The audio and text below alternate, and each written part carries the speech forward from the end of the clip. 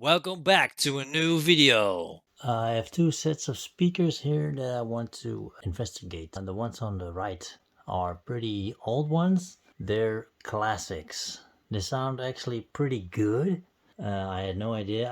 I haven't really tested them with real, let's say, studio speakers, but they seem to have very good quality since you can set the treble here and also the bass and the volume just on the one side. And this is actually the one on the right and this is the one on the left, so actually it has to be like this. So, and then we have speakers on the left. It makes a humming sound when it's powered on without any audio input. I think a capacitor has to be replaced. This one I'm going to screw open and look at the capacitor, and we're going to replace it. And this one, if I take a close look, it should be that both speakers are in here. If you can look, this one is definitely, you can see a shiny object here.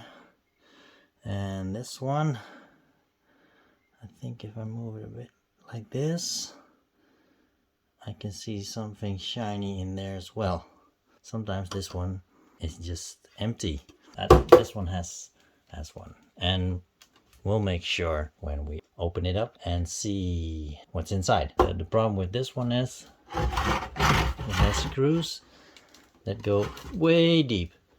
A normal screwdriver can't reach the screw at the bottom, so you gotta have a extra long screwdriver, Phillips head screwdriver. I think I'll start with this one. I have to first see what's inside, if it's really broken or not, and maybe there's another problem. But mostly when you hear a hum without the computer on, just the power on the machine, and you put the volume up and you hear this zooming humming sound, that means the main capacitor of the DC voltage line for the power supply for the rest of this device is probably not good anymore. There's no year on it, but they're from China. Yeah, Multimedia Speakers. This system, that's the most common name, is exactly the same name as this one. Also screws, Phillips screws. We only have to open this one up. This is where the power goes in and the input of the audio and cable to the left speaker. This is the right speaker actually. I see now. It says left speaker, by the way, but does it mean it's the left speaker or that this is the output to the left speaker? I think this is the right speakers. The right speakers are mostly the speakers where we start from, and from there we go to the left. Let's try again. Other screwdriver.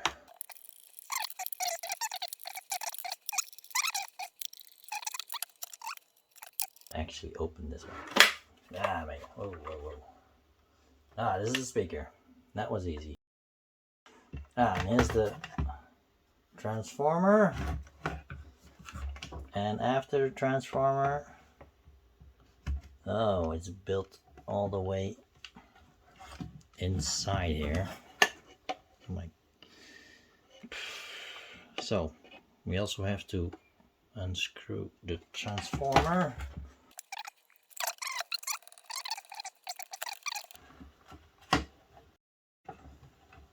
There's a printboard here, but I can't reach it. Lineage in here too, so I have to push it down some way or the other. I think I got it. It was stuck here. It was a little bit glued. When I pushed the PCB on the inside, it pushed out the plate underneath. That was actually quite simple, just pushing the PCB. Well, the PCB is the thing that causes the... Oh man, look at that. You see, that's the problem with modern speakers. You see that? It's all glued. Well, now I'm going to try and remove this PCB. I'm not gonna show my torture methods. I'll show you what I did. You can't see it now, but I have to pull it out, and then you see this volume wheel wants to go underneath, and also the power button is stuck. So this plate here, it's glued on there with some sticky stuff. You can lift it up like that, and then you have to glue it back later. Yeah, there's no other way. And then you can pull it out like that. We'll try to move it further down. I think we can push it out without... Well, this is how you pull it out. You have to be careful now that you don't... Where is the... I think I can remove it. Yes, or not. Oh, this cable's stuck. Maybe move this one up. You totally have to unglue and untick everything. And then we finally got it loose. This is some protection against I don't know what. Oh, whoa, look at... Oh. Well, there's no need to explain what causes the hum. Look at this leakage. Oh man, this one's fucked up. Gonna replace that one. I also want to check that power button, because it sometimes is pretty bad. It doesn't always do what it's supposed to do. Maybe a bit of contact spray. Volume button is nice, but we can maybe also use some spray on that one. Clean it up a little bit, and then should be alright again. If we want to hear the hum, shall I try and let you hear the hum? Power.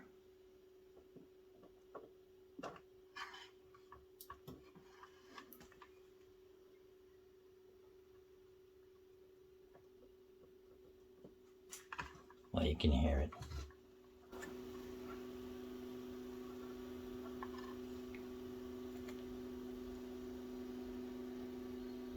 The humming sound?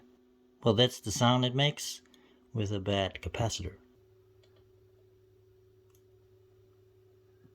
Come on. Oh, whoa. Oh boy. Smearing it all over.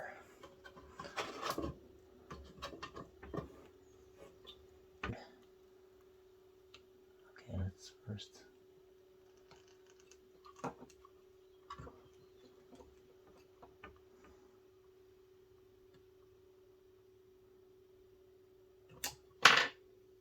Bingo. Let's see if I can clean this up a little bit. This looks pretty nasty. It's like it's just tin.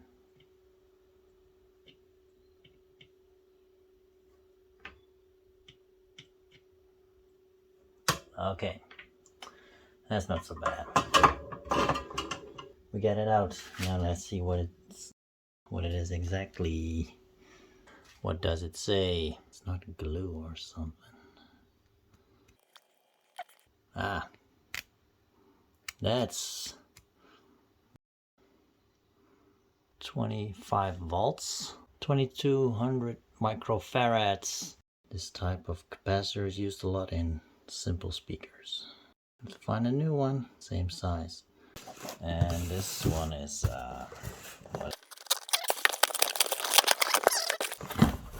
Meter. Fantastic. Just a small one. And capacitors. 2200 microfarads, 25 volts. Let's open up this nice package. It's nice. And let's see what's in here. Wow, the batteries. Well, it's actually very easy. 4 screws. Unscrew them. Unfold out the mounting bracket and unscrew the 4 screws. Then you can reach the battery compartment. I'm just gonna measure my new capacitors that I bought. We cover it up and I'm gonna close it. Now we're gonna replace a capacitor of our speaker, and it's this one. We'll just take this one. It's a 2200 microfarads. We have a large white one, and this is the minus, so we put the black. Capacitor. It's plugged in. It reads OL. Oh, you're kidding me, man. It's above the range, he said.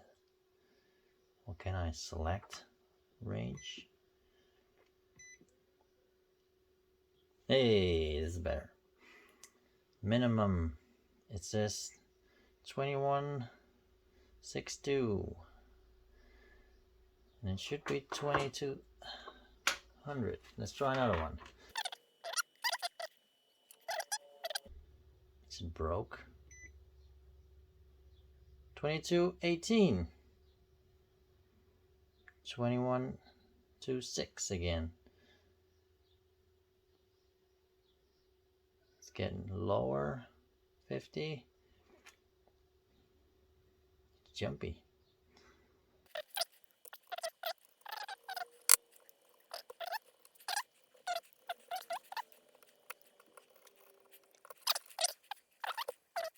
I just have to remove all of this stuff with my handy screwdriver.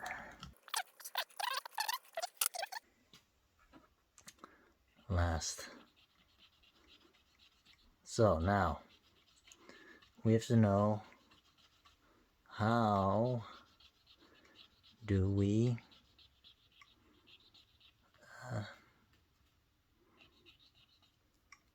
place the capacitor. It has to be on its side, just like the previous one, but we have to know what is plus and what is minus. That's very important. The minus is always on the side of the ground. We have to determine what's ground. Well, ground's mostly the part where the most contacts come together, so that's probably the lower one. So this is minus, this is minus, most probably. What we need to do is we need to make it fit. We can't put it like this, so we have to bend the pins. Don't cut off the wires before you place it in. So what do I need? I'm gonna do it as close as possible. 1 and 2.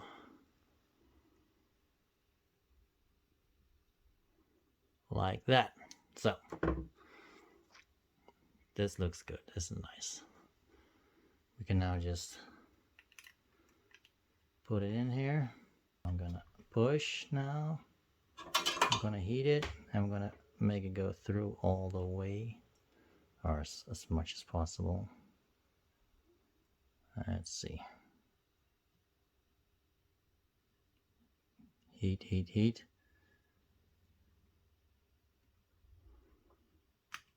Yeah, that's one.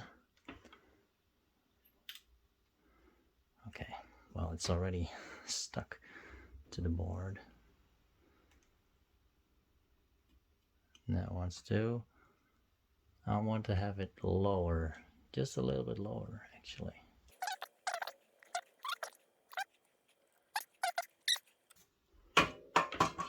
Let's see what I've done. Oh, it's a bit, well, with a little bit of struggle, I got it in. Okay, it's nice in place. We got it stuck. That's what I wanted. And here we go.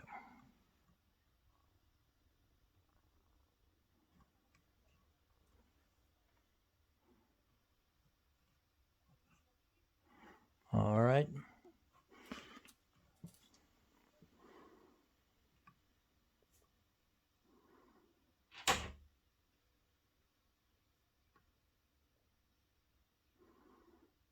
This one already looks good.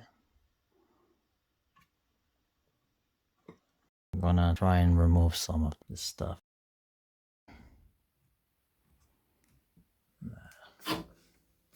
Move just a little bit. See, now it's more shiny. It's better. It doesn't have to be super shiny, but yeah. Well, that's nice. Yeah, well, that's good. Nice cutter.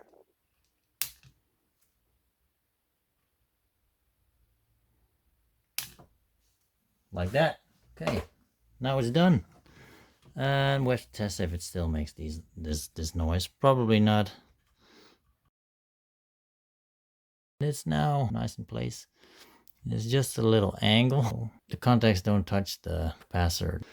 I checked some other parts of the soldering, and well, if you look closely, it isn't the best of soldering I've seen. And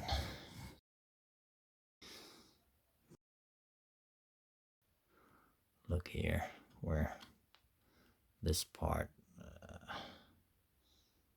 very messy, ugly soldering. Also here behind the wire, let's see, there. It's also, nah. And here, very skinny soldering on the 1, 2, 3, 4. Yeah, it works, but it looks nice again, and it will work, and I'm going to show you. But first I have to put it back together again. Oh my god. Make a new plastic mold for this, or I could just leave it up. I think if I just lock it down with a nice knot or something. I do want to show how you have to put it in. I think it's quite hard.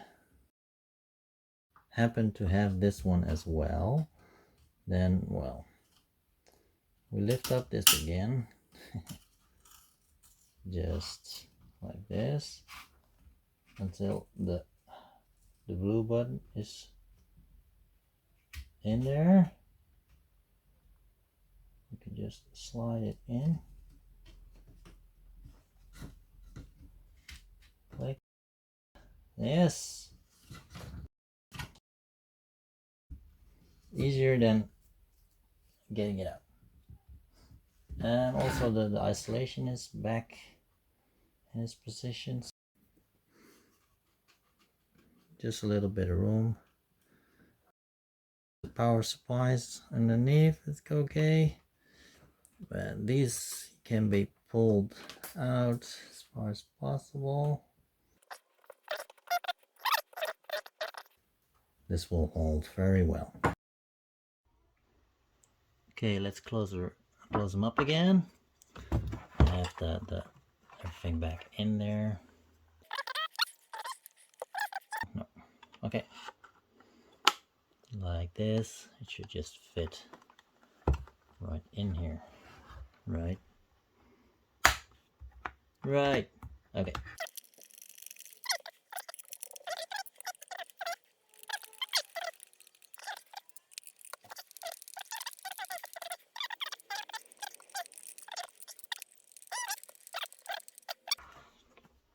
Look at it. hear it. Plug it in. Let's hear if it makes the same hum it did before. Turn it on. Yes.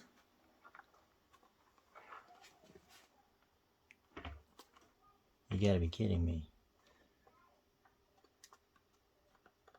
It is still humming. It is still humming, but it's less. Can you hear it?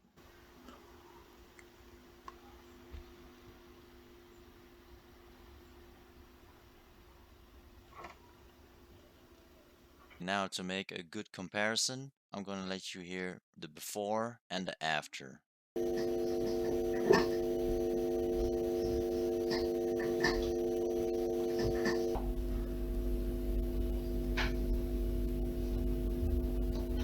I'm not completely satisfied with the end results because I still hear a hum. It's hard to detect with the microphone, but there still is a hum. It could be that the transformer is close to the speakers. That could also be a reason for the hum still being present. This was my video. It wasn't the result I expected. It did help a little bit. Not much. Well, maybe because there are many bad things with that speaker anyway, so it could be more things. I'm done with it. Bye.